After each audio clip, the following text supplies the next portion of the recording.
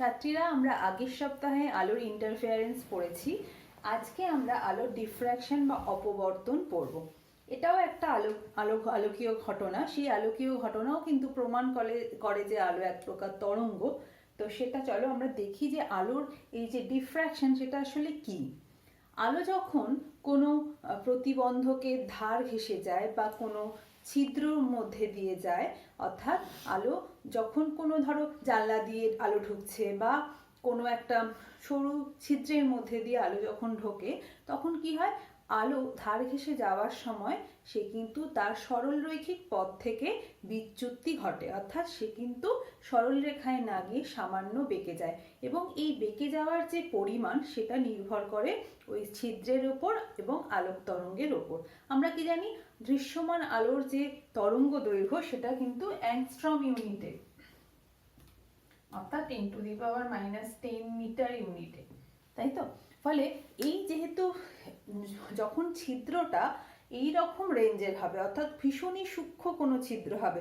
আমরা যদি খুব সরু ছিদ্রের কথা মনে পড়তে আমাদের প্রথম যেটা আসে, যে একটা সূচের যে ছিদ্র থাকে, সেই ছিদ্রটা সেটাও কিন্তু অনেক বড়, এই রেঞ্জের তুলনায় অনেক বড়। ফলে যখন কোনো সূক্ষ্ম ছিদ্র বা কোনো প্রতিবন্ধকের ধার, একটা ব্লেডের একটা ধার, সেটা খুব শার্প একটা এজ, তার উপর দিয়ে বা তার গা ঘেঁষে যখন আলো যাবে, তখন কিন্তু কি ঘটবে না, আলো তার সরলরৈখিক পথ থেকে সরে যাবে এবং বেঁকে গিয়ে সে কি করবে, যে ছায়াটা হবে একটা অস্বচ্ছ বস্তুর ধার ঘেঁষে গেলে তার পেছনে আমরা জানি ছায়া সৃষ্টি হয়, সেই ছায়ার অঞ্চলে গিয়ে কিন্তু আলোকরশ্মি আপতিত হবে, যেহেতু সে বেঁকেছে, এবং আপতিত হওয়ার ফলে সেই ছায়া অঞ্চলটা সামান্য আলোকিত হবে। তার মানে আমরা বলতে পারি যে আলোর এই যে ডিফ্র্যাকশন বা অপবর্তন আর কিছুই না, এমন একটা ঘটনা যেখানে কিন্তু আলো কি হচ্ছে, বেঁকে যাচ্ছে, আলো সরলরেখায় গমন করছে না।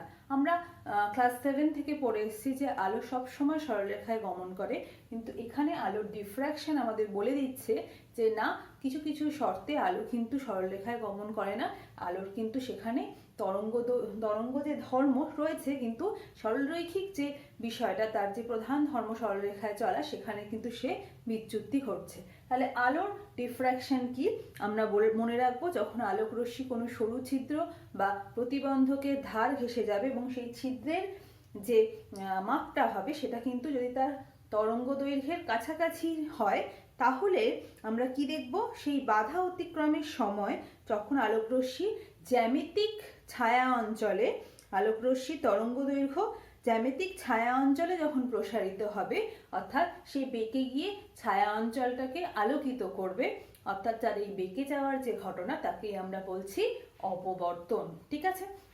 এই অপবর্তন কিভাবে দেখা যায়? ধরো একটা খুব সূক্ষ্ম ছিদ্রযুক্ত কোনো রুমাল বা একটা ধরো কি বলবো, দুটো একটা ব্লেডকে ভেঙে দু টুকরো করে তাদের যদি আমরা খুব কাছাকাছি রাখি, খুবই অল্প দূরত্বে, তাহলে কি হবে, তাদের মধ্যে একটা সরু ফাঁক থাকবে।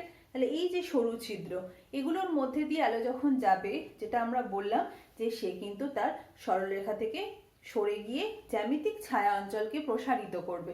তার ফলে কি হবে, পেছনে যে আমরা ছায়াটা পাবো তার এজগুলো অত শার্প হবে না, তখন কিন্তু একটা ব্লান্ট বা একটা অস্পষ্ট ধার আমি পাবো। এর আরেকটা উদাহরণ আমরা মনে রাখতে পারি, যে যখন ধরো খুব ভোরবেলায় সূর্য যখন উদয় হচ্ছে, তখন আমরা পাহাড়ের একটা আউটলাইন, একটা পাহাড়ি অঞ্চলে বেড়াতে গেছি, তখন পাহাড়টাকে আমরা দেখি যে তার ধারগুলো কিন্তু কি অত শার্প নয়।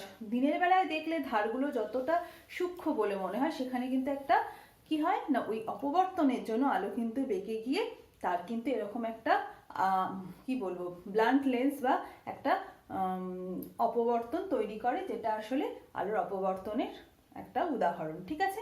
এখানে আমরা দেখব দু ধরনের অপবর্তন হয়।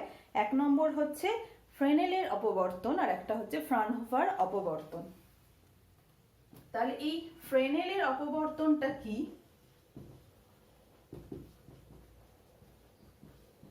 আর দু নম্বর হচ্ছে ফ্রাউনহোফার।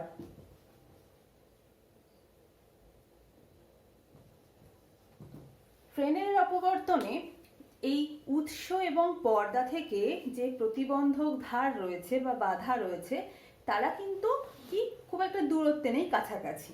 ফলে আমাদের এই উৎস যেখান থেকে আলো বেরোচ্ছে এবং যেখানে গিয়ে আলো আপতিত হবে সেখান থেকে প্রতিবন্ধকের ধার কিন্তু কাছে, ফলে আমরা ফ্রেনেলের অপবর্তন দেখতে পাই।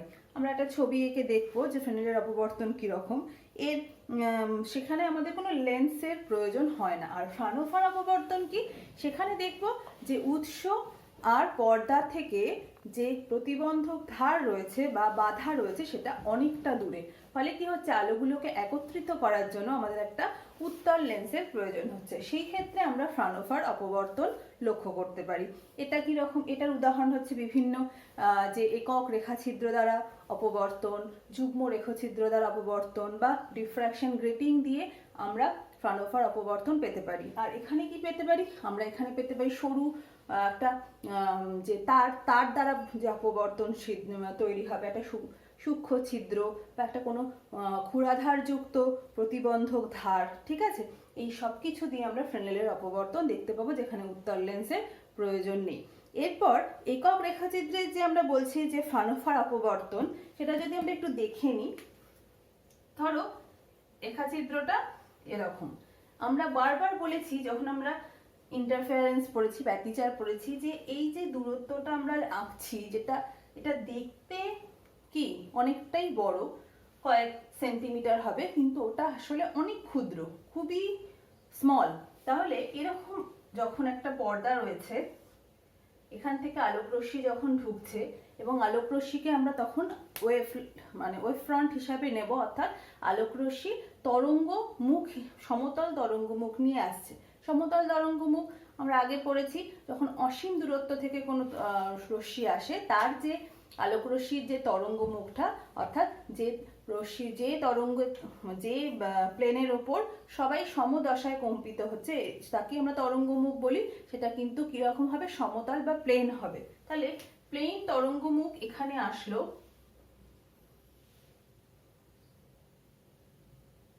এবং এসে কি হবে, তারা যখন এখানে কোনো বাধা থাকবে, তারা কিন্তু গিয়ে এই যে বাধা এখানে যাচ্ছে, তারা এরকম ভাবে গিয়ে এখানে কিন্তু কি তৈরি করবে না, একটা এই যে অস্পষ্ট বস্তুটা রয়েছে, অস্বচ্ছ বস্তু, তার কিন্তু তৈরি করবে তোমার অন্ধকার অঞ্চল বা ছায়া তৈরি করবে। কিন্তু আমরা যখন ফ্রানোফার অপবর্তনের কথা বলবো, তখন এখানে যখন এভাবে আলোকরশ্মি পড়ছে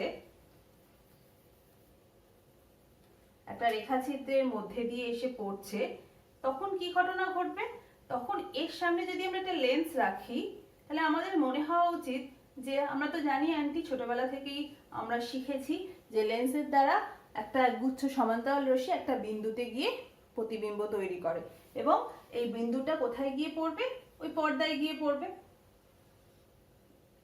তাহলে আমরা এরকম ভাবে একটা কি পাবো, ওই দূর থেকে আসা বস্তুর একটা প্রতিবিম্ব পাবো পর্দার উপর, পি ধরনের নাম দিলাম। কিন্তু আসলে দেখা যাবে যে না, এরকম কিছু ঘটনা ঘটবে না।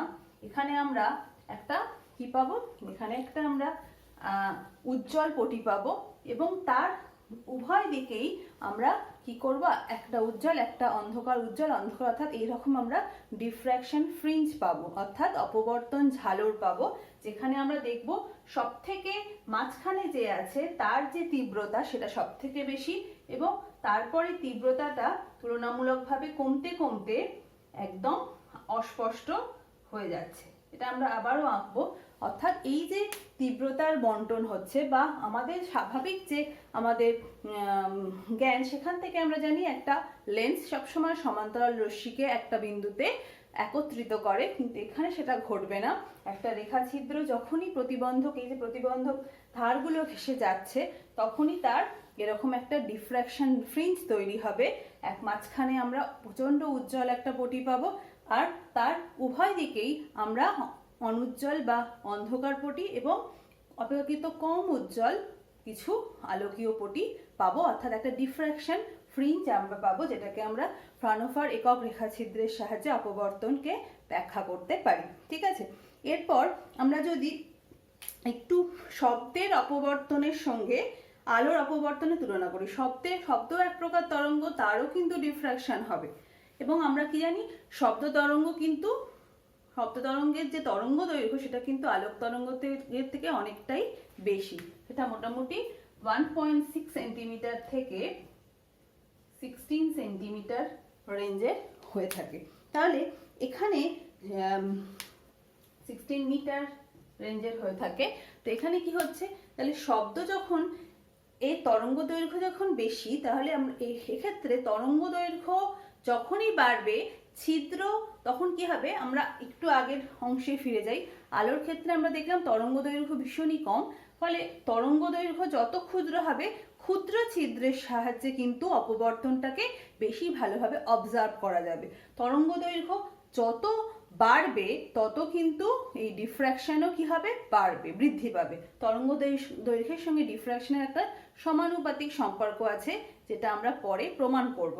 এখানে ঠিক সেরকম, যেহেতু শব্দের তরঙ্গ দৈর্ঘ্য 1.6 সেন্টিমিটার থেকে 16 মিটার রেঞ্জের মধ্যে হয়, ফলে এর তরঙ্গ দৈর্ঘ্য অনেক বড়, ফলে বড় কোনো ছিদ্র বা বড় কোনো প্রতিবন্ধকের ধার, মানে একটা বড় জানালা বা একটা ঘরের দরজা, তাহলে সেখান থেকে কি হবে না, শব্দ কিন্তু সহজেই বেঁকে গিয়ে সে তরঙ্গ দৈর্ঘ্য সোজা না গিয়ে বেঁকে যাবে।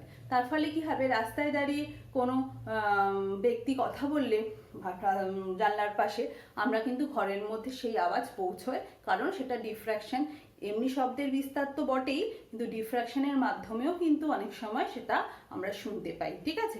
কিন্তু আলোর ক্ষেত্রে তরঙ্গ দৈর্ঘ্য কম, ফলে ডিফ্র্যাকশন খুব একটা বোঝা যায় না। খুব সূক্ষ্ম রঙিন কোনো রুমাল হলে যার সরু সরু ছিদ্র রয়েছে, যেটা রেঞ্জটা হবে তোমার আলোর তরঙ্গ দৈর্ঘ্যের রেঞ্জে, তাহলে কিন্তু আমরা খুব সুন্দর একটা ডিফ্র্যাকশন প্যাটার্ন পেতে পারি, ঠিক আছে। আর কি, আর এটাই মনে রাখতে হবে যে কয়েকটা জিনিস বলতে পারি, যে এই ডিফ্র্যাকশন কি করে না, ডিফ্র্যাকশন কিন্তু সব সময় বলে দেয় যে আলো এক প্রকার তরঙ্গ। যেমন ব্যতিচারও বলে দিয়েছিল যে আলোক তরঙ্গগুলো একে অপরের উপর অপরিপাতিত হয়ে এরকম ব্যতিচার ফ্রিঞ্জ তৈরি করেছে, ঠিক সেরকম ডিফ্র্যাকশনও বলে দিচ্ছে যে তরঙ্গগুলো একসঙ্গে উপরিপাতের ফলে কিন্তু ডিফ্র্যাকশন ফ্রিঞ্জও তৈরি হয়েছে। তাহলে ডিফ্র্যাকশন এবং ইন্টারফেয়ারেন্স দুটোই কিন্তু বলে দেয় আলো এক প্রকারের তরঙ্গ। তবে ডিফ্র্যাকশন কিন্তু কখনোই বলে দেয় না যে আলো অনুদৈর্ঘ্য তরঙ্গ না তির্যক তরঙ্গ। এটা কিন্তু ডিফ্র্যাকশনের একটা ড্রব্যাক আমরা বলতে পারি, কারণ এখানে স্পষ্টভাবে সেই ধারণা পাওয়া যায় না, যেহেতু আলো এখানে সরলরেখায় না গিয়ে বেঁকে যাচ্ছে। 2 নম্বর আমরা মনে রাখতে পারি যে অপবর্তনজনিত ঘটনা যদি আমাদের ভালোভাবে লক্ষ্য করতে হয়, তাহলে কিন্তু তরঙ্গ দৈর্ঘ্য যদি বৃদ্ধি করা যায় আলোর, সেক্ষেত্রে কিন্তু আমরা খুব ভালোভাবে ওই ডিফ্র্যাকশন যে ঘটনাগুলো সেগুলো লক্ষ্য করতে পারি। আর আরেকটা যেটা আমাদের মনে রাখতে হবে, যে তরঙ্গ দৈর্ঘ্য বেশি হওয়ার জন্য শব্দ তরঙ্গ এবং বেতার তরঙ্গের ক্ষেত্রে ডিফ্র্যাকশনটা আলোক তরঙ্গের থেকে অনেক ভালোভাবে অবজার্ভ করা যায়, ঠিক আছে। আর আমরা ডিফ্র্যাকশন আর ব্যতিচার যখন আমরা বলছি, ইন্টারফেয়ারেন্সের কথা বলছি, তাহলে এই দুটোর যদি আমরা পার্থক্য একটু আলোচনা করি। প্রথম পার্থক্য, একটা হচ্ছে ব্যতিচার আর একটা হচ্ছে অপবর্তন। তাহলে আমাদের ব্যতিচারের বিষয়টা সম্পূর্ণ মনে রয়েছে। সেখানে আমরা কি দেখেছিলাম, যে দুটো কোহেরেন্ট সোর্স অর্থাৎ সুসংগত উৎস থেকে যখন দুটোর মধ্যে দশা পার্থক্য 0 বা দশা পার্থক্য ফিক্সড, এরকম দুটো উৎস থেকে আলোক তরঙ্গ আসলেই তাকে সুসংগত উৎস বলছে। তাহলে সেরকম উৎস থেকে আলোক তরঙ্গ এসে একে অপরের উপর আপতিত হয়ে উপরিপাতের ফলে ব্যতিচার ঝালর তৈরি হয়। আর অপবর্তনের ক্ষেত্রে কি আমরা দেখবো, অপবর্তনের ক্ষেত্রে কিন্তু একই তরঙ্গ মুখ থেকে বিভিন্ন অনুতরঙ্গ এসে কিন্তু ব্যতিচার সৃষ্টি করছে, এই ডিফ্র্যাকশন সৃষ্টি করছে। তাহলে এখানে কিন্তু আমাদের মনে রাখতে হবে যে কোহেরেন্ট সোর্স বা সুসংগত উৎস থেকে পাচ্ছি, আর এখানে কিন্তু আমরা একই তরঙ্গ মুখ থেকে বিভিন্ন অনুতরঙ্গের উপরিপাতের ফলে আমরা কিন্তু অপবর্তন ঝালর পাচ্ছি। 2 নম্বর হচ্ছে ব্যতিচারের ক্ষেত্রে কি ঘটে না, ইন্টারফেয়ারেন্স যেটা হচ্ছে, যে ব্যতিচার যে কেন্দ্রীয় পটি, উজ্জ্বল পটি, অন্ধকারপটি, এই যে বিষয়গুলো, এখানে কিন্তু কেন্দ্রীয় পটির সঙ্গে বাকি উজ্জ্বল পটিগুলোর যে বেধ বা কতটা চওড়া, এটা কিন্তু সব ক্ষেত্রে একই থাকছে। অর্থাৎ এখানে কিন্তু আমরা মনে রাখবো যে সব উজ্জ্বল পটিগুলো একই বেধযুক্ত, সমস্ত অন্ধকার পটিগুলো একই বেধযুক্ত, এবং উজ্জ্বল এবং অন্ধকার পটিগুলো সমান বেধযুক্ত, তার মানে সবাই একই বেধযুক্ত। কিন্তু অপবর্তন ঝালরে আমরা দেখব সব থেকে কেন্দ্রীয় পটিটা সব থেকে চওড়া, এবং যত আমরা কেন্দ্রীয় পটি থেকে উঁচু বা নিচের দিকে নামবো সেক্ষেত্রে কিন্তু অন্ধকার পটি এবং উজ্জ্বল পটিগুলোর বেধ কমতে থাকবে। তার মানে সব থেকে বেশি বেধ হবে কেন্দ্রীয় উজ্জ্বল পটিটা। ঠিক আছে, এখানে তারপর 2 নম্বর আমরা এটাই পেলাম যে সমস্ত উজ্জ্বল পটিগুলো এবং অন্ধকার পটিগুলো ব্যতিচারের ক্ষেত্রে একই বেধযুক্ত, অপবর্তনের ক্ষেত্রে সেখানে আমরা সব থেকে বেশি বেধ পাওয়া যাবে কেন্দ্রীয় পটি, বাকিগুলোর কিন্তু বেধ তুলনামূলকভাবে কমবে। আচ্ছা, নেক্সট হচ্ছে তীব্রতা। আমরা দেখেছি যে ইন্টেনশন ডিস্ট্রিবিউশন কার্ভ যখন দেখেছি সেখানে আমরা দেখেছি যে ইন্টারফেয়ারেন্সে একদম মাঝের যে পিকটা ছিল সেটার সঙ্গে বাকি যে উজ্জ্বল পটিগুলোর পিক প্রায় সমান।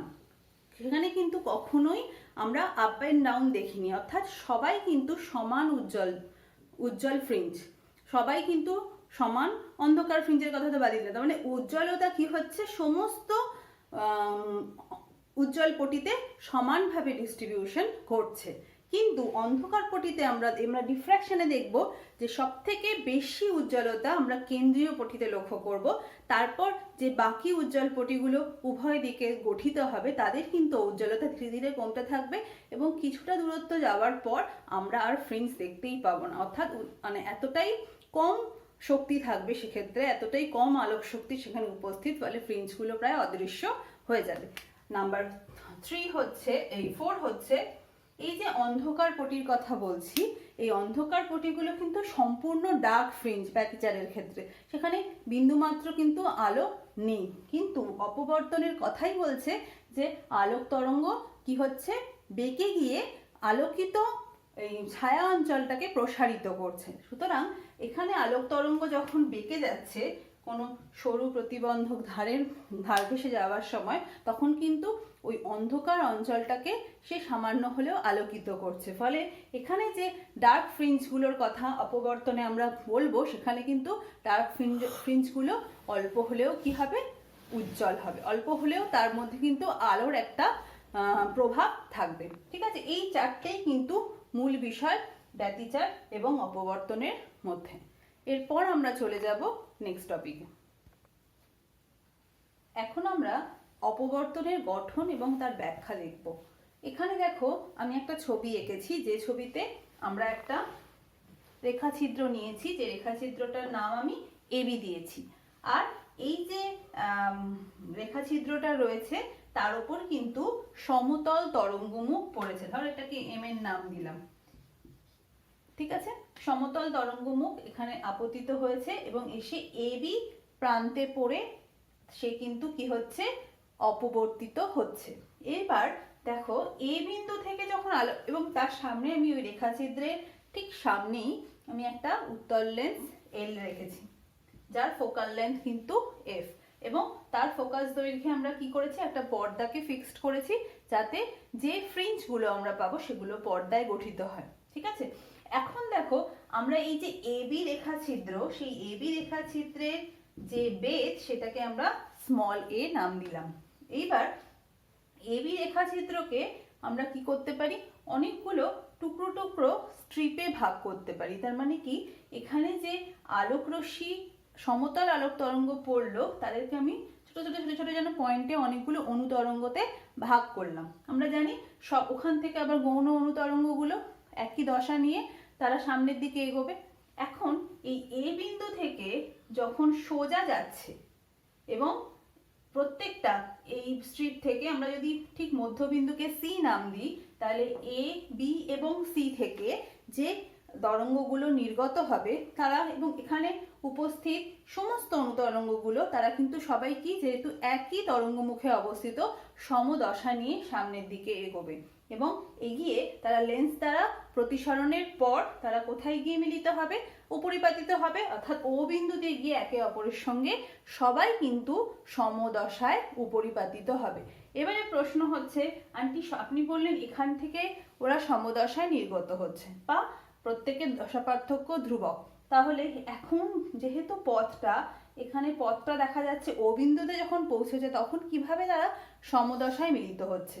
দেখো এই এ আর বি, আমি বারবার বলছি এই স্মল এটা কিন্তু আমরা কখনোই ভুলবো না, এর তরঙ্গ দৈর্ঘ্যের রেঞ্জে হচ্ছে ওর বেদ, অর্থাৎ ওর যে দূরত্ব সেটা কিন্তু খুবই ক্ষুদ্র, ফলে আমরা এই যে বেন্ডিংগুলো দেখতে পাচ্ছি সেটা কিন্তু প্রায় সরলরৈখিক, অর্থাৎ তারা কিন্তু সবাই একে অপরের সঙ্গে সমদশায় গিয়ে ও বিন্দুতে মিলিত হবে। সমদশায় গিয়ে মিলিত হলে কি হবে, তাদের ঔজ্জ্বল্যতা বা তাদের লব্ধি যে সরণ সেটা অনেক বৃদ্ধি পাবে এবং আলোর তীব্রতাও অনেক ওই বিন্দুতে বেশি হবে। তার মানে ও বিন্দুতে যে আমরা ফ্রিঞ্জ পাবো, যে আমরা গঠন লক্ষ্য করব উপরিপাতের ফলে, সেটা কিন্তু একটা উজ্জ্বল পটি তৈরি হবে, যেটাকে আমরা কেন্দ্রীয় চরম উজ্জ্বল পটি বলতে পারি। সুতরাং এ বি থেকে, এবং এ বি কে আমরা যতগুলো অংশেই ভাগ করি না কেন, প্রত্যেকটা অংশ থেকে যে অনুতরঙ্গগুলো বেরোবে তারা সমদশা নিয়ে গিয়ে লেন্স দ্বারা প্রতিসরণের পর পর্দার ওপর সমদশায় মিলিত হয়ে কেন্দ্রীয় চরম পটি তৈরি করবে। নেক্সট আমরা ও বিন্দুতে কেন্দ্রীয় চরম পটি পেয়ে গেলাম।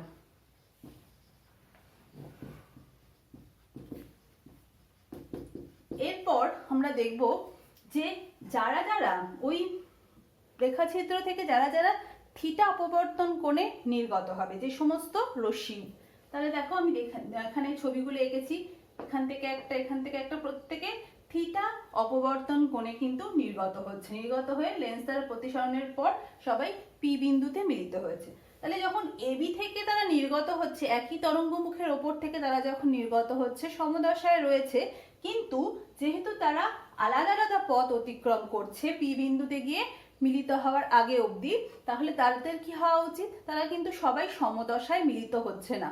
ফলে ওই পি বিন্দুতে যদি আমাদের কোনো ফ্রিঞ্জ তৈরি হতে হয়, সেটা উজ্জ্বল হবে না অনুজ্জ্বল হবে, তার আগে যেটা হবে যে ওই পি বিন্দুতে সমদশায় মিলিত হবে না বিপরীত দশায় মিলিত হবে, সেটা কিন্তু সবসময় নির্ভর করবে পথ পার্থক্যের উপর। অর্থাৎ এ আর বি বিন্দুর মধ্যে যতগুলো অনুতরঙ্গ আছে তাদের একে অপরের মধ্যে যে পথ পার্থক্য, পাথ ডিফারেন্স, সেই পাথ ডিফারেন্সের উপরেই কিন্তু নির্ভর করছে যে ফেজ ডিফারেন্সটা কত, এবং তারা যদি সমদশায় মিলিত হয় তাহলে উজ্জ্বল পটি, তারা যদি বিপরীত দশায় মিলিত হয় তাহলে অনুজ্জ্বল পটি বা অন্ধকার পটি গঠিত হবে। তাহলে প্রথমেই আমাদের নির্ণয় করতে হবে যে ওখানে যে পাথ ডিফারেন্সটা কত। তার জন্য আমরা কি করেছি, এ বিন্দু থেকে আমরা এই যে এটা রয়েছে, বি থেকে যে রশ্মিটা নির্গত হচ্ছে বেন্ডিং হয়ে, সেই রশ্মিটার ওপর অর্থাৎ বিডি একটা লম্ব টেনেছি। একটু ভালো করে যদি দেখো, এ থেকে এই যে বি বিন্দু থেকে যে থিটা কোণে রশ্মি নির্গত হয়েছে, ওর ওপর আমরা একটা লম্ব বা পারপেন্ডিকুলার টেনেছি, যেটা হচ্ছে, আমরা যদি এখানে নাম দিই, ধরো বি এক্স, তাহলে বি এক্স এর ওপর এডি হচ্ছে পারপেন্ডিকুলার। তাহলে এই এডিটাই হচ্ছে, তাহলে কতটুকু এই যে পারপেন্ডিকুলার আঁকলাম কেন, কারণ এই এডিটা এখন হয়ে যাচ্ছে নতুন যে অনুতরঙ্গগুলো সবাই ওই এবি তরঙ্গ মুখ থেকে বা এবি রেখাচিত্র থেকে নির্গত হয়েছে, তারা যেন নতুন একটা তরঙ্গ মুখ তৈরি করেছে, যে এখানে এ আর বি বিন্দু ছাড়া বাকি যে অনুতরঙ্গগুলো আছে সবাই সমদশায় পি বিন্দুতে মিলিত হবে। শুধু এ আর ডি বিন্দুর মধ্যে যেহেতু একটা পাথ ডিফারেন্স রয়েছে, সেটা কত না বিডি, সেই পাথ ডিফারেন্সটাই হয়ে যাচ্ছে ওই দুটো বিন্দুর মধ্যে পথ পার্থক্য বা ফেজ ডিফারেন্স তৈরি করছে। সুতরাং আমরা সেই জন্যই একটা পারপেন্ডিকুলার টানলাম, যে নতুন গৌণ তরঙ্গমুখ তৈরি হলো। সুতরাং এ আর ডি বিন্দু ছাড়া বাকি সমস্ত বিন্দু এখন পি বিন্দুতে সমদশায় মিলিত হবে, শুধু এ আর ডি বিন্দু আলাদা আলাদা দশায় মিলিত হচ্ছে। এবং সেক্ষেত্রে আমাদের এই যে অভিলম্বটা, এই এ আর ডি এর মধ্যে ফেজ ডিফারেন্স হচ্ছে কি হচ্ছে বিডি, বিডি হচ্ছে পথ পার্থক্য বা পাথ ডিফারেন্স। তাহলে সেই পথ পার্থক্য থেকেই আমরা ফেজ ডিফারেন্স পাবো। তাহলে বিডিটা কত দেখো, এই কোণটা যদি থিটা হয় তাহলে এটাও কিন্তু থিটা কোণ। এটার কারণ কি? এটার কারণ আর কিছুই না, আমরা যদি এই ত্রিভুজটার কথা ভাবি তাহলে ত্রিভুজটার এটা 90 ডিগ্রি, আর এই কোণটা থিটা হলে তবেই, এই কোণটা থিটা হলে তবেই কিন্তু তিনটে কোণের সমষ্টি 180 ডিগ্রি হবে। তোমরা নিজেরা করে দেখতে পারো। সুতরাং এই যে কোণটা, এই ছোট্ট কোণটা হচ্ছে থিটা কোণ, এবং তাহলে আমরা থিটা কোণ পেয়ে গেছি, এটা 90 ডিগ্রি। ঠিক আছে, তাহলে দেখো এটা হচ্ছে লম্ব, বিডি হচ্ছে লম্ব, আর অতিভুজ হচ্ছে এডি, এই অতিভুজ হচ্ছে এবি। তাহলে আমরা লিখতেই পারি যে বিডি বাই এবি অর্থাৎ লম্ব বাই ভূমি is equal two sine theta, যেখানে থিটা হচ্ছে অপবর্তন কোণ। তাহলে বিডি ইজ ইকাল টু হয়ে যাচ্ছে এবি সাইন থিটা। আর বিডিটা কি আমরা পথ পার্থক্য বলছি, তাহলে এবিটা কি? এবিটা হচ্ছে রেখাচিত্রের বেধ। তাহলে রেখাচিত্রটা এখানে এ, এ সাইন থিটা, তাহলে এটাই হয়ে যাচ্ছে পথ পার্থক্য। তাহলে পথ পার্থক্য থেকে আমরা ফেজ ডিফারেন্স বা দশা পার্থক্য কিভাবে বার করবো? আমাদের ফর্মুলা ক্লাস 11-এ শেখা 2π/λ ইন্টু পথ পার্থক্য বিডি। তাহলে দেখো আমরা যদি মানটা বসিয়ে দিই 2π/λ ইন্টু এ সাইন থিটা, তাহলে আমরা দেখব যে এখন পি বিন্দুতে আমরা কি দেখব না, যদি চরম বিন্দু তৈরি হয় বা উজ্জ্বলপটি তৈরি হয় তাহলে এই পথ পার্থক্যটাকে কত হতে হবে, ঠিক আছে? আর না হলে অনুজ্জ্বল পটি তৈরি হলে বা অন্ধকার পটি তৈরি হলে পথ পার্থক্যটা কি হবে। সুতরাং আমাদের এখন পরবর্তী অংশে আমরা দেখব যে এই পথ পার্থক্যটা নিয়েই আমাদের কাজ, যেটা থিটা কোণ অপবর্তন কোণের জন্য দুটো বিন্দুর মধ্যে এই পথ পার্থক্যটাই কিন্তু বলে দেবে যে একটা আমরা অন্ধকার পটি পাবো না একটা উজ্জ্বল পটি পাবো। তাহলে চলো আমরা নেক্সট পার্টে চলে যাই।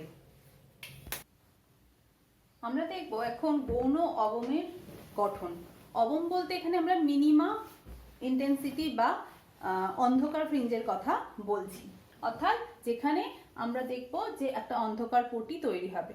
এবার এই যে মিনিমা গঠিত হচ্ছে, formation of minima, secondary minima, প্রথম যে অন্ধকার পটি তৈরি হবে, কারণ কেন্দ্রে সমদশায় সবাই মিলিত হয়েছে মানে এদের কিন্তু উজ্জ্বলতা অনেক বেশি এবং আমরা ওখানে কিন্তু চরম বিন্দু পেয়েছি বা উজ্জ্বল পটি পেয়েছি।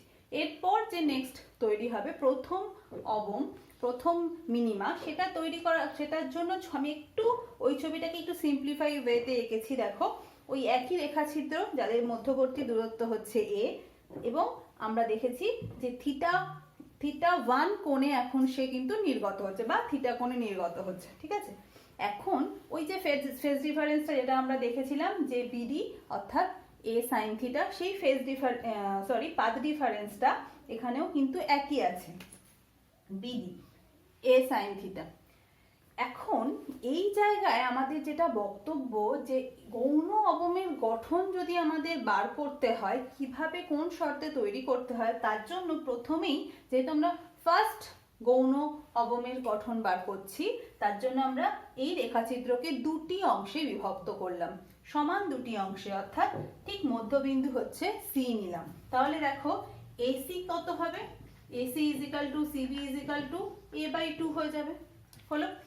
তাহলে এখন যদি এই এ বিন্দু থেকে যে অনুতরঙ্গ নির্গত হচ্ছে এবং সি বিন্দু থেকে যে অনুতরঙ্গ নির্গত হচ্ছে, এই দুজনের মধ্যে যে পাথ ডিফারেন্সটা সেটা কি হবে, এইটুকু হবে, এই যে এইটুকু, অর্থাৎ এখানে যদি একটা নাম দিই ই, সিই হচ্ছে এ ও সি থেকে যে অনুতরঙ্গগুলো নির্গত হচ্ছে তাদের মধ্যে আমরা এখন টুকরো টুকরো করছি, পাথ ডিফারেন্সটা হচ্ছে সিই।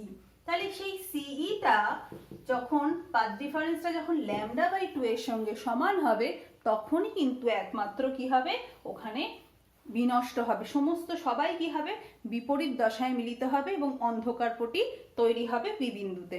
কিন্তু আমার মুখের কথা তোমরা নিশ্চয়ই বিশ্বাস করবে না যে কেন λ/2 হলেই ওখানে ওরা বিপরীত দশায় মিলিত হবে। তাহলে আমাদের যে ক্লাস 11-এর যে কনসেপ্ট, যে phase difference is equal to 2π/λ into path difference, তাহলে এখানে পাথ ডিফারেন্সটা সিই মানে হচ্ছে λ/2। তাহলে দেখো λ কেটে গিয়ে এখানে আমরা পাচ্ছি কি, পাই মানে কি, সবসময় জানি যে একটা বিপরীত দশা মানেই হচ্ছে, দুটো তরঙ্গের মধ্যে বিপরীত দশা মানেই হচ্ছে পাই হচ্ছে তাদের দশা পার্থক্য। তার মানে যখনই দুটো তরঙ্গের দশা পার্থক্য পাই হচ্ছে, তাহলে যখন একটার উপর একটা পড়ে একে অপরের প্রভাবকে নষ্ট করছে, বা তারা কিন্তু পুরোপুরি একটা উজ্জ্বল একটা অন্ধকার, পুরো জিনিসটাই নিউট্রাল হয়ে গিয়ে পুরো ওখানে কিন্তু ডার্ক ফ্রিঞ্জ তৈরি হচ্ছে। সুতরাং আমরা এখানে দেখলাম যে ফেজ ডিফারেন্স পাই তৈরি হচ্ছে। সুতরাং এটা যদি λ/2 হয়, তাহলে আমরা এই শর্ত থেকে এখানের পাথ ডিফারেন্সটা কি পেয়েছি না a/2 হচ্ছে, তখন হচ্ছে লম্ব। সুতরাং ওই একই ত্রিভুজের কনসেপ্ট থেকে পাথ ডিফারেন্সকে লিখতে পারি CE/AC = sin θ1। তাহলে CE কত? CE হচ্ছে ওখানে λ/2, আচ্ছা CE হচ্ছে তোমার লম্ব বাই অতিভুজ, সুতরাং CE হয়ে যাচ্ছে AC sin θ। তাহলে AC sin θ কত? AC হচ্ছে a/2, এই যে লেখা আছে AC হচ্ছে a/2 sin θ1 আর CE হচ্ছে λ/2। তাহলে উভয় দিক থেকে 2 2 ক্যান্সেল হলে আমরা যে শর্তটা পাচ্ছি, প্রথম অবমের যে গঠনের শর্ত, প্রথম অবমের গঠনের যে আমরা কন্ডিশন পেয়ে গেলাম, সেটা কি হলো না sin θ1 = λ/a। ঠিক আছে, তাহলে λ/a এটা হচ্ছে প্রথম অবমের শর্ত। তাহলে সেকেন্ড অবম, তাহলে আমরা একটা ফর্মুলা বার করতে চাইছি, যে কোনো মিনিমার যে হবে শর্ত হবে, সেটার ফর্মুলা কি? তার জন্য আমাদের আরেকটা করতে হবে, অর্থাৎ ফার্স্ট এরটা করেছি, এবার সেকেন্ডারি মিনিমাম।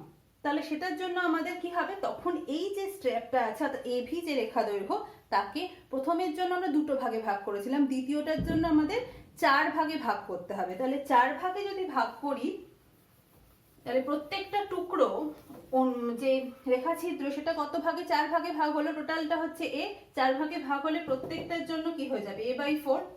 তাহলে তখন ওই ছোট্ট যে ত্রিভুজটা থেকে আমরা পাথ ডিফারেন্সটা পাবো, a/4 sin ধরো θ2 নাম দিচ্ছি, তাহলে sin θ2 = একই, সেখানে আমরা দুবার এ পাচ্ছি, অর্থাৎ λ/2 ওই একই হতে হবে। λ/2 হলে একে অপরকে বিনষ্ট করবে, সুতরাং এখান থেকে কি হয়ে যাবে বলো না sin θ2 = পাচ্ছি 2 λ/a।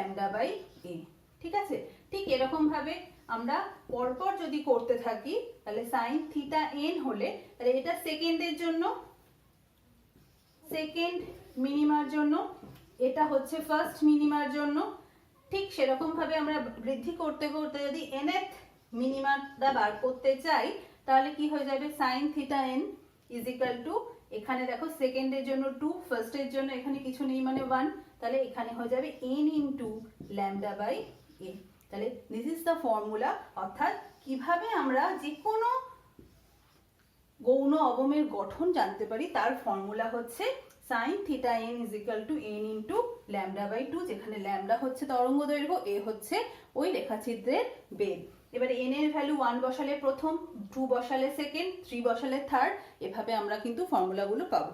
এবারে আমরা চরম বিন্দুর শর্তটা দেখে নিই। চলো, এখন আমরা দেখব গৌণ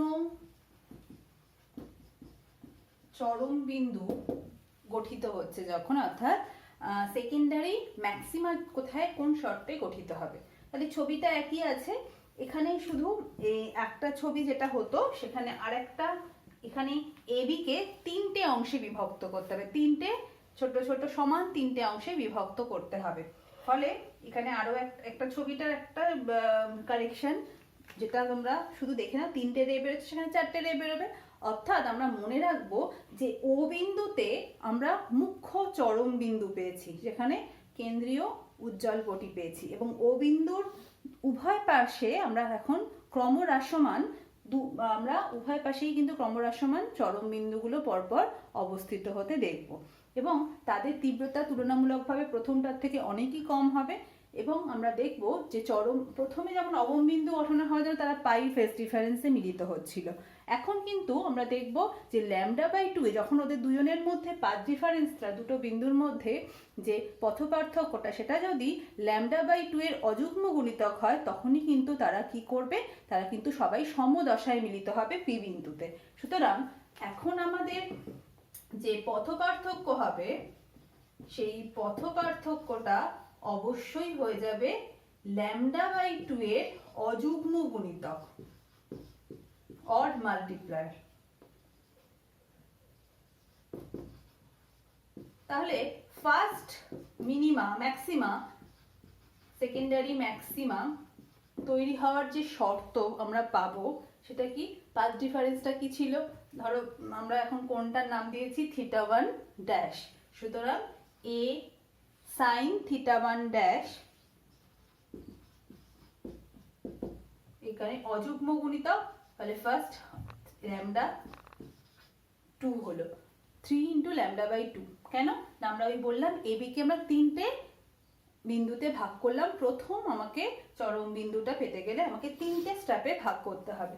তাহলে ঠিক একইভাবে আমরা যদি সেকেন্ড মিনিমা করতে চাই তখন কিন্তু আমাদের কি হয়ে যাবে, এখানে যদি আমরা 2 বসাতাম তাহলে 2 2 ক্যান্সেল হয়ে ল্যামডা হয়ে যেত, তার মানে পথ ডিফারেন্সটা ল্যামডা, মানে সেখানে কিন্তু কোনো চরম বিন্দু তৈরি হবে না, অবম বিন্দু তৈরি হবে। ঠিক এখানে যদি পরেরটা পেতে চাই, এখানে যদি আমি 4 বসাই, 3 এর পরের ইন্টিজার 4 বসাই, তাহলে কিন্তু কি হয়ে যাবে, 2 2 2 ল্যামডা হয়ে যাবে, তার মানে তখনও কিন্তু আমি অবম বিন্দু পাবো, চরম বিন্দু পাবো না। ফলে আমাদের এখানে সবসময় মনে রাখতে হবে অযুগ্ম গুণিতকের সঙ্গে সমান হতে হবে। আর যদি আমরা এরকম ভাবে লিখি যে sin θ1 dash is equal to 3 λ/2a, এটাও আমরা লিখতে পারি।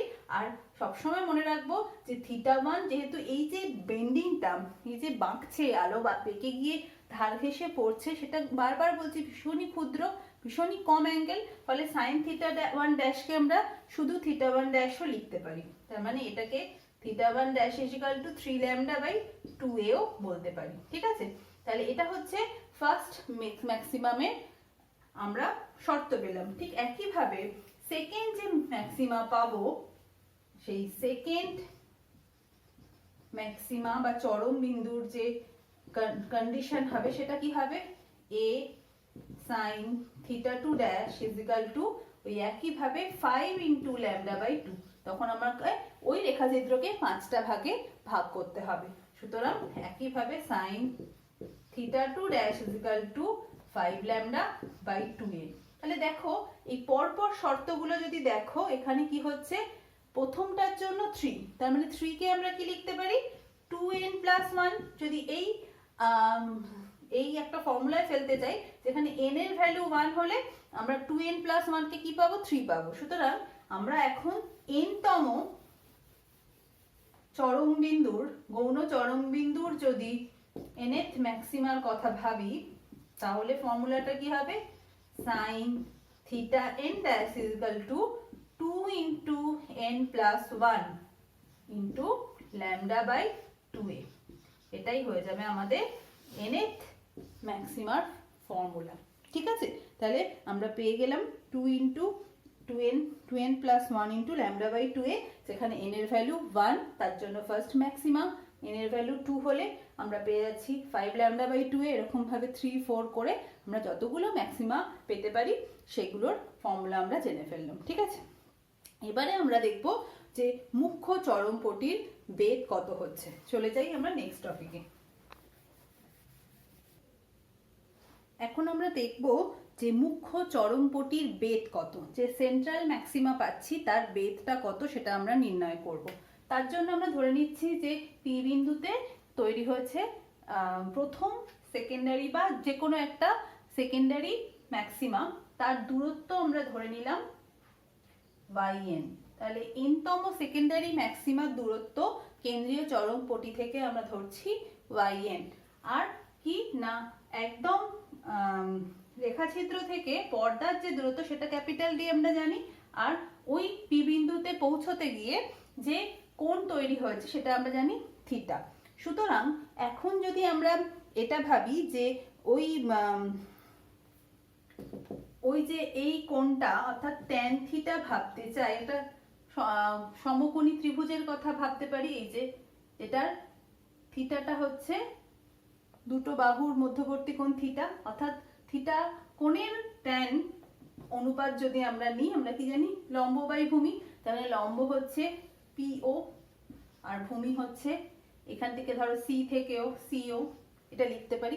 অর্থাৎ আমরা যে ত্রিভুজটা কল্পনা করছি, যে ত্রিভুজটা ও থেকে পি বিন্দুকে নিয়ে সি বিন্দু পর্যন্ত তৈরি হয়েছে, থাকে আমরা ট্যান থিটা যদি ভ্যালুটা মাপতে চাই তাহলে tan theta is equal to PO by CO. তাহলে পিও হচ্ছে ও বিন্দু থেকে পি তম যে ম্যাক্সিমা আছে তার দূরত্ব বাই এন, আর সিও হচ্ছে পর্দা থেকে রেখাচিত্র থেকে পর্দার দূরত্ব ডি।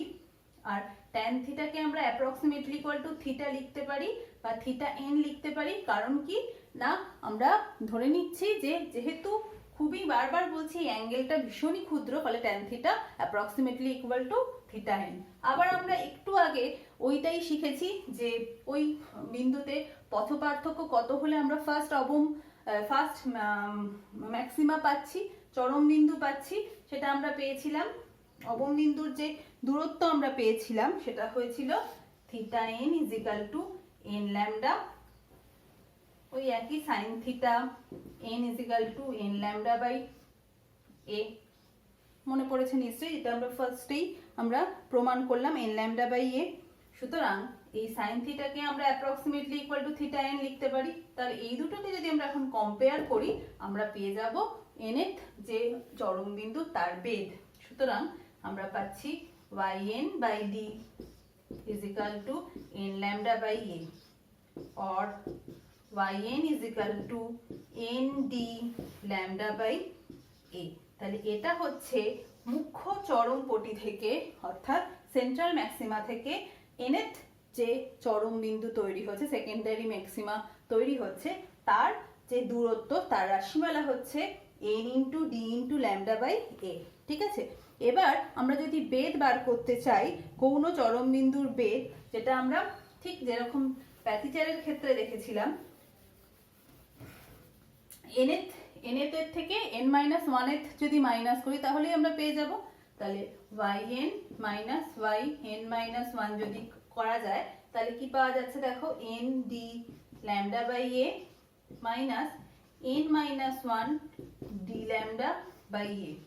তাহলে এখান থেকে d ল্যামডা বাই এটা কমন ফ্যাক্টর, তাহলে পাওয়া যাচ্ছে n মাইনাস n মাইনাস মাইনাসে প্লাস। সুতরাং আমরা পেয়ে যাচ্ছি, এখন বেধটা পেয়ে গেলাম, সেটাকে বিটা নাম দিচ্ছি d ল্যামডা বাই এ। তার মানে একটা চরম যে ম্যাক্সিমাম পয়েন্ট তৈরি হচ্ছে তার যে বেধ সেটা হচ্ছে পর্দা দূরত্ব ইন্টু যে আলোক তরঙ্গ তার তরঙ্গ দৈর্ঘ্য ডিভাইডেড বাই ওই রেখাছিদ্রের বেধের অনুপাত। ঠিক আছে, তাহলে এটাই হয়ে গেল বিটা। তাহলে এখন যদি আমরা চরম বিন্দুর যে সেন্ট্রাল ম্যাক্সিমা তার যদি বেধ পেতে চাই তাহলে কি হতে হবে, আমাদের মনে রাখতে হবে এই যে চরম ম্যাক্সিমা আছে সেই ম্যাক্সিমা থেকে বেধ কাকে বলবো না, ওই যে পরের যে সেকেন্ডারি ম্যাক্সিমা তার যে মধ্যবর্তী যে বেধটা তাকেই কিন্তু আমরা এখন ওই চরম বিন্দুর বেধ বলবো, অর্থাৎ সে কতটা দূর অবধি স্প্রেডেড। ঠিক আছে, তাহলে এবং আমরা সবসময় মনে রাখবো যে ও বিন্দুর যেমন ওপরের দিকেও আমরা আর একটা সেকেন্ডারি ম্যাক্সিমা পাচ্ছি, ঠিক সেরকম ও বিন্দু নিচের দিকেও কিন্তু আর একটা সেকেন্ডারি ম্যাক্সিমা পাবো। তাহলে ওপর দিকে এই যে বিটাটা পেয়েছি, নিচের দিকে বিটাটাও সেমই হবে। তাহলে এই দুটোর যোগফলই হয়ে যাবে কেন্দ্রীয় চরম বিন্দুর বেধ। অর্থাৎ তাকে আমরা যদি বিটা 0 দিয়ে লিখি, কেন্দ্রীয় যে চরম বিন্দু সেটাকে বিটা 0 দিয়ে লিখলে 2 ইন্টু বিটা, এটাই হয়ে যাচ্ছে ম্যাক্সিমা যে সেন্ট্রাল ম্যাক্সিমা তার বেধ। সুতরাং 2 into D lambda by A. তাহলে এখান থেকে আমাদের একটা জিনিস মনে রাখতে হবে যে এই ম্যাক্সিমা পয়েন্টগুলো আমরা একটু পরে আসছি যে এটা কারণ কোন কোন বিষয়ের উপর নির্ভরশীল। তার আগে আমরা একটু মনে রাখি যে এই ডিটা কি দিয়ে লিখলাম আমরা, দূরত্ব, রেখাছিদ্র থেকে পর্দার দূরত্ব। এখন যদি আমি এফ দিয়ে প্রকাশ করতে চাই, এফটা কি না ফোকাল লেন্থ অফ ওই লেন্স, কনভেক্স লেন্স, তাহলে ওই ফোকাল লেন্থটা হচ্ছে এফ। তাহলে আমরা এখন এই ডি আর এফ যদি খুবই কাছাকাছি হয় তাহলে আমরা যেটা লিখতে পারি যে ওই প্রথম যে ফার্স্ট অবম সেটার দূরত্বের জন্য আমরা ওটা লিখেছিলাম কি, ফার্স্ট অবমের জন্য আমরা থিটা কে লিখেছিলাম lambda by A, N lambda by A কে n ইজ ইকুয়াল টু 1।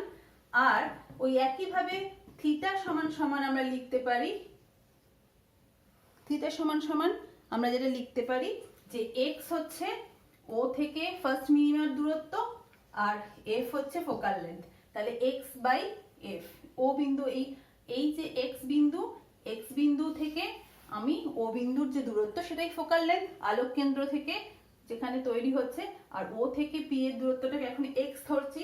ওই একই ভাবে আমরা যদি লিখি যে X by F is equal to lambda by A, তাহলে এক্স সমান সমান কি পেলাম, এক্স সমান সমান পেয়ে গেলাম এফ ল্যামডা বাই এ। তাহলে এখন বিটা জিরো বা কেন্দ্রীয় ম্যাক্সিমার যে পয়েন্ট হবে সেটা হবে ওই উভয় দিকেই এক্স এক্স করে হবে, অর্থাৎ উপরেও একটা চরম বিন্দু নিচেও একটা চরম বিন্দু, দুটোর যোগফলটাই হয়ে যাবে তার মোট বেগ। সুতরাং 2x হয়ে যাবে 2f ল্যামডা বাই a। তাহলে এই দুটোই ফর্মুলা আমাদের মনে রাখতে হবে, 2f এ একটা হচ্ছে ফোকাল লেন্থ দিয়ে, একটা হচ্ছে পর্দা দূরত্ব দিয়ে। এবার এখান থেকে ছোট ছোট যে পয়েন্টসগুলো আমাদের মনে রাখতে হবে সেটা হচ্ছে, প্রথমেই দেখতে পাচ্ছি মুখ্য চরম বিন্দুর যে বেধ সেটা কিন্তু প্রথমেই নির্ভর করছে কার ওপর, ফোকাল লেন্থের ওপর। ফোকাল লেন্থের ওপর তো বটেই, প্রথমেই যে পয়েন্টটা বলবো আমরা যে ল্যামডা অর্থাৎ তরঙ্গ দৈর্ঘ্যের ওপর। আমরা জানি লাল আলোর তরঙ্গ দৈর্ঘ্য সবসময় কি, তার সবসময় বেগুনি বর্ণের থেকে বেশি। তাহলে লাল আলোর তরঙ্গ দৈর্ঘ্য যদি বেশি হয়, তাহলে আমরা যদি ওখানে একবর্ণীয় আলো হিসাবে লাল আলো ব্যবহার করি, তাহলে যে কেন্দ্রীয় চরমপটির বেধ পাবো সেটা কিন্তু বেগুনি বর্ণের আলোর থেকেও কিন্তু বেশি হবে, যেহেতু ল্যামডাটা লাল আলোর ক্ষেত্রে বেশি। 2 নম্বর হচ্ছে, যদি ওই রেখাচিত্রের বেধ অনেক কম নেওয়া হয়, তাহলে প্রথম আমরা ল্যামডা দিয়ে বললাম। 2 নম্বর হচ্ছে, ওই রেখাচিত্রের বেধ যদি কম নেওয়া হয় তাহলে কিন্তু আমরা সুস্পষ্ট কেন্দ্রীয় চরম বিন্দু এবং তার উভয় পাশে ক্রমহ্রাসমান চরম ও অবম বিন্দুগুলো আমরা পাবো, কারণ সেখানে আমাদের এটা কমে যাচ্ছে, ফলে ফ্রিঞ্জ উইথটা অনেক বেড়ে যাবে, এবং ফ্রিঞ্জ উইথ বেড়ে গেলে অনেক স্পষ্টভাবে আমরা ওই ডিফ্র্যাকশন ফ্রিঞ্জগুলো পর্দায় ফুটে উঠতে দেখব। নাম্বার 3 হচ্ছে, যদি এখানে ডিটা দেখি, এই যে ডি হচ্ছে পর্দার দূরত্ব, পর্দার দূরত্ব যদি অনেক বেশি নেওয়া হয়, বাধা থেকে পর্দার দূরত্ব যদি অনেক বড় হয়, তাহলে কিন্তু ফ্রিঞ্জের গঠনটা অনেক সুস্পষ্ট হবে এবং অনেক ক্লিয়ারলি আমরা ব্যাপারটাকে দেখতে পাবো, অনেক ফ্রিঞ্জ উইথগুলো অনেক বড় হবে, ঠিক আছে। আর নাম্বার 4 হচ্ছে, আমরা মনে রাখবো যদি আমরা সাদা আলো ব্যবহার করি তাহলে সেক্ষেত্রে কিন্তু কেন্দ্রীয় চরমপটিতে যেহেতু সমস্ত আলোক বর্ণগুলো সমদশায় মিলিত হবে, ফলে সেখানে আমরা কেন্দ্রীয় চরমপটিটা সাদা দেখব, আর বাকি যে অবম এবং চরম বিন্দুগুলো উভয় পাশে গঠিত হবে যাদের তীব্রতা কিন্তু ধীরে ধীরে কমছে, তাদের কিন্তু আমি কালার পটি পাবো, অর্থাৎ অনেক রঙিন পটিগুলো লাল হলুদ সবুজ এরকম পটি আমরা কিন্তু উভয় পাশেই গঠিত হতে দেখব, ঠিক আছে। ফলে এই পয়েন্টসগুলো আমরা মনে রাখবো, আর কিছুই বলার নেই। এই চ্যাপ্টারটা একটু কঠিন বললে ভুল হবে, বারবার প্র্যাকটিস করলে একটু ঠিক হয়ে যাবে, একটু বোঝার বিষয়। তোমরা ভালো করে বইটা পড়বে, ভিডিওটা দেখবে, অসুবিধা হলে অবশ্যই আমাকে জানাবে। নেক্সট উইকে আমরা পোলারাইজেশন পড়বো আর অঙ্ক করব, ঠিক আছে। আজকে এই পর্যন্তই, থ্যাংক ইউ। তোর বাবা হাতটা কিরম